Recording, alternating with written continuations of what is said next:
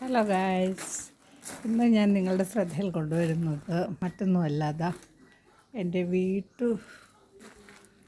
വീട്ടുമുറ്റത്ത് തന്നെ വളർത്തിയിരിക്കുന്ന ഒരു ഇതാണ് സസ്യം. അതായത് കോവലുണ്ട്, അതുപോലെ തന്നെ പാവലുണ്ട്, പയറുണ്ട്.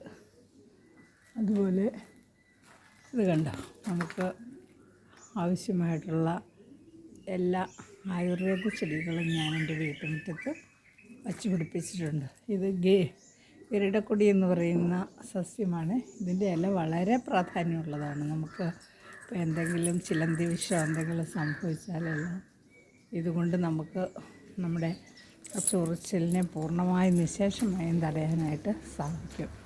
അതുപോലെ തന്നെ മറ്റൊരു ദിവ്യ ഔഷധമായ ചെടിയാണ്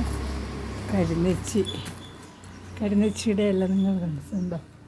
ഇതാണ് കരിനെച്ചിയുടെ ഇല. അതുപോലെ തന്നെ മറ്റൊരു ദിവ്യ ഔഷധ ചെടിയാണ് ഈ നിൽക്കുന്നത്, ആര്യവേപ്പ്.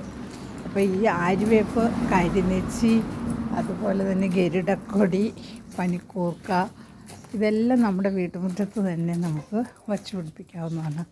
അതെല്ലാം ഉണ്ടെങ്കിൽ നമുക്ക് ഒരു പരിധി വരെ പെട്ടെന്ന് എന്തെങ്കിലുമൊക്കെ സംഭവിച്ചാൽ ഹോസ്പിറ്റലിലേക്ക് ഓടേണ്ട ആവശ്യം വരികയില്ല.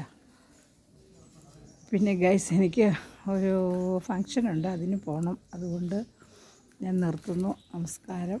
എല്ലാവരും ലൈക്കും കമൻറ്റും ചെയ്യണം കേട്ടോ.